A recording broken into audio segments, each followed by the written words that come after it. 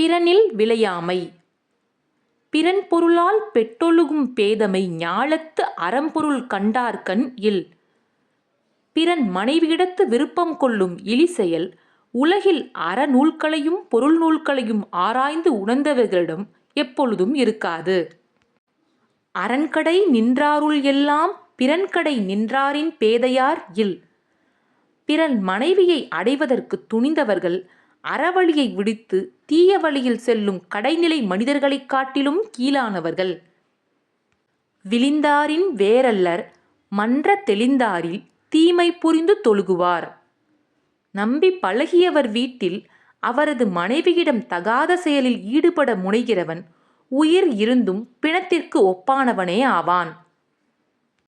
எனைத்துணையர் ஆயினும் என்னாம் தினைத்துணையும் தேரான் பிறனில் புகழ்.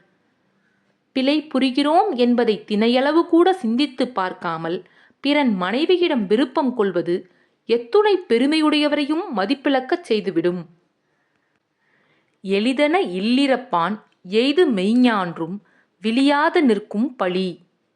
இச்செயல் எளியது என எண்ணி பிறனுடைய மனைவியிடம் நெறி தவறிச் செல்கின்றவன் எப்போதும் அழியாமல் நிலைத்து நிற்கக்கூடிய பழியையே அடைவான். பகை பாவம் அச்சம் பழியென நான்கும் இகவாவாம் இல்லிரப்பான் கண். பிறர் மனைவியிடம் நெறி தவறி முறைகேடாக நடக்க நினைப்பவனிடமிருந்து பகை தீமை அச்சம் பழி பாவம் ஆகிய நான்கும் நீங்குவதில்லை. அறனியலான் இல்வாழ்வான் என்பான் பிறனியலால் பெண்மை நயவாதவன்.